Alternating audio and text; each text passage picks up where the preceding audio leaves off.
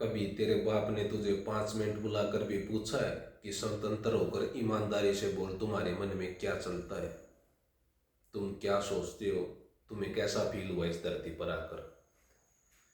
Never ever. This ignorance and lack of acknowledgement is the root cause of all the evilness on this planet earth. सभी समस्याओं की शुरुआत यही से होती है। और आज की वीडियो का टॉपिक यही है, इग्नोरेंस एंड इग्नोर्ड चाइल्ड।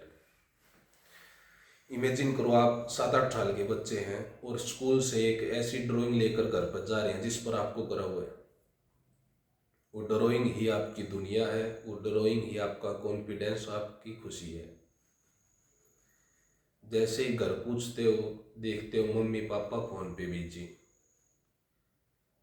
शाम को डिनर के टाइम फिर दिखाते हो, परंतु उनकी नज़र टीवी स्क्रीन पर या प्लेट पर होती है, या देख लेते हैं तो बोल देते हैं ओके गुड, खाना खाने के बाद अपना होमवर्क कर लेना। बाहर से देखने पर तो ये सब कुछ मतलब खास नहीं हो रहा, परंतु ये जाने अनजाने में की हुई नेग्लिजेंस, इग्नोरेंस बच्चे के दिमाग पर बहुत गहरा असर डालती है और बच्चे का ब्रेन इसे एक डेंजर की तरह देखता है और कोर्टिसोल रिलीज करता है। और ऐसा बच्चों के साथ एक बार नहीं, दर्जनों बार, हजारों बार, लाखों बार होता है, घर में, गली में, मोहल्ले में और स्कूल में। और स्कूल में तो खासकर, स्कूल और कॉलेज का तो काम ही है गुलाम बनाने का। कल ही मैंने एक एमपी की, मध्य प्रदेश की वीडियो देखी।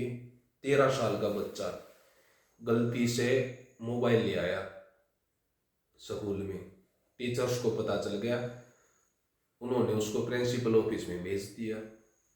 प्रिंसिपल ऑफिस में उस बच्चे ने मैम के सामने, प्रिंसिपल जो मैम उसके सामने 4 मिनट में 52 बार सॉरी बोल दी। 4 मिनट में 52 बार। और वो मैम टस से मस नहीं हुई। और जैसे ही बच्चा ऑफिस से बाहर निकला, उसने छत से छलांग लगा दी। किसने बना दी? वो प्रिंसिपल।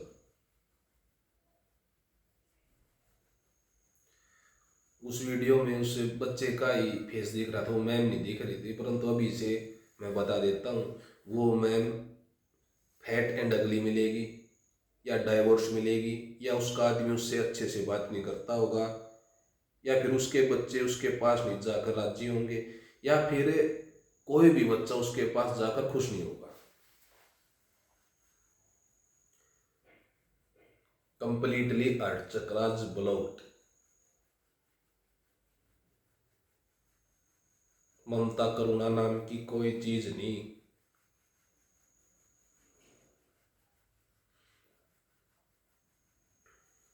और वो फेक फेमिनिज्म का चोला ओढ़े हुए मिलेगी। Gender equality, my body my wish, my school my rule. किस चीज का रूल? कोई मिलिट्री जोन है, कोई एयरफोर्स स्टेशन है? बच्चे अपनी प्रतिभा निखारने के लिए, अपना एक्सप्रेशन और अच्छा करने के लिए आते हैं स्कूल्स में, कि तुम्हारा रूल फॉलो करने के लिए। अगर यही सेम केस यूएसए में हुआ होता तो भाई साहब वो बच्चा इस मैम को गोली मार देता, क्योंकि वहां पर गन लीगल है। और लीगल इंडिया में भी होनी चाहिए, और सबसे पहले मुझे मिले।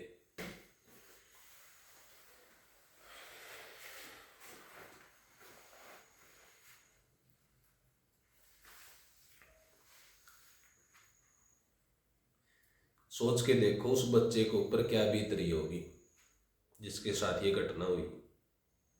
वो इस दृश्य को कभी भूलेगा नहीं जीवन में।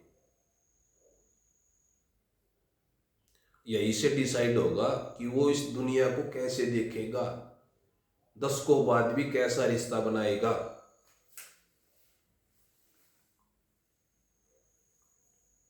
इसी को बोलता हूं मैं इग्नोर्ड चाइल्ड। कंप्लीटली दबा दिया गया वो बच्चा। ऐसा वो और ऐसे बच्चे खुद को बोझ मानते हैं, अपनी चाहतों को बोझ मानते हैं, यहाँ तक कि अपने प्यार और स्नेह की चाहत को ही बोझ मानते हैं। कभी खुलकर किसी के सामने अपनी बात नहीं रख पाते, क्योंकि उनके अंदर फियर ऑफ जजमेंट हाईएस्ट होता है, हाईएस्ट रिजेक्शन का डर होता है उनके अंदर, और खुद को हमेशा इनविजिबल रखते हैं ऐसे बच्चे। अदृश्य किसी चीज में अगर वे सफल भी हो जाते हैं तो ज्यादा खुशी नहीं बनाते, खुशी मनाने के बजाय उसको नजरअंदाज करते हैं। और ऐसा इसलिए नहीं कि उसके अंदर कोई प्रतिभा की कमी है, कोई टैलेंट की कमी है, ऐसा इसलिए क्योंकि उसकी जो डेवलपमेंट है वो साइलेंस में हुई है।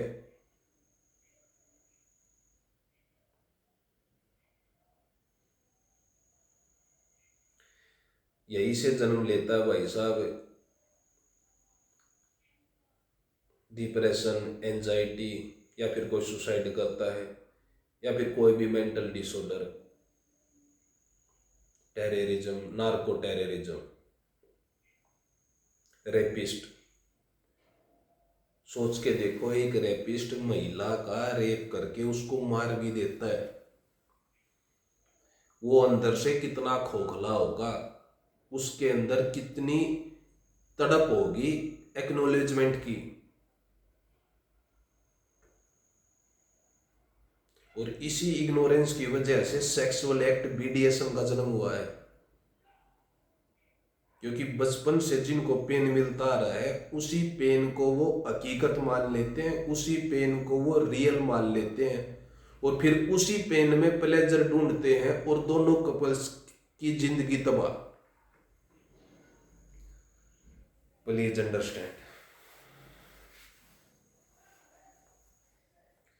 बच्चे के विकास के लिए 3 चीजें मुख्य होती हैं: सुरक्षा, प्रोत्साहन और जुड़ाव।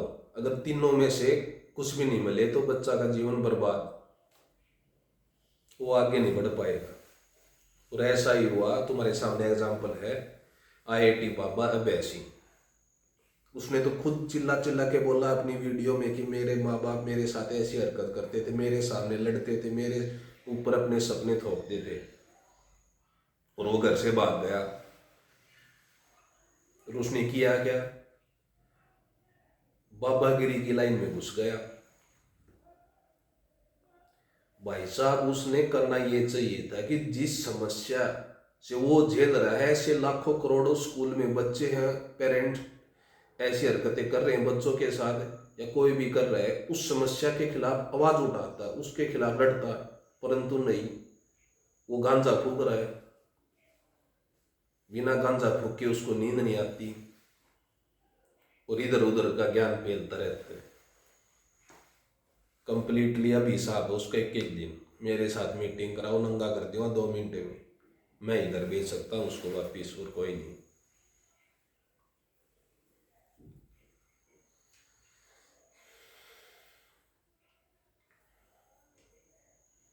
जैसे इग्नोर्ड चाइल्ड कंसेप्ट के बारे में मैंने लास्ट मंथ पढ़ा,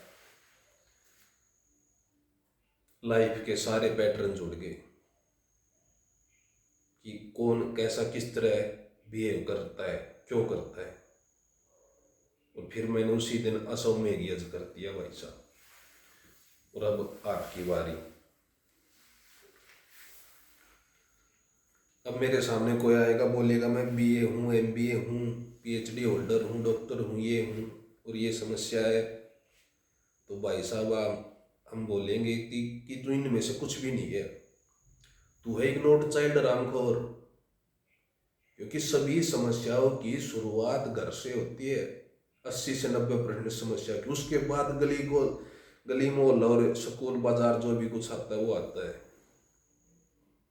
क्योंकि लोगों को पेरेंट्स बने हुए 30-35 साल हो जाते हैं, और 30 से 35 मिनट बच्चे की दिल की बात नहीं सुनते, उसके पास बैठते नहीं। और फिर ऐसे बच्चे के अंदर लेथार्जी और एक्रेसिया, शाइनेस बहुत ज़्यादा बढ़ जाती है।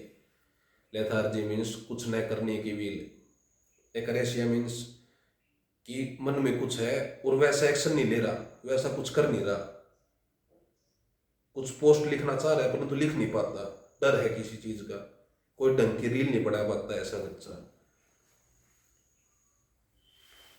कल कल में जीने लगता है। 1 करोड़ आएंगे तब इस समस्या का हल होगा, तब मैं उसको बोलूंगा तूने मेरे साथ ये किया।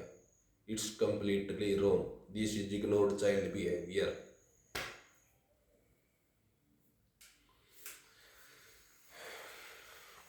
That's for now, thanks for watching.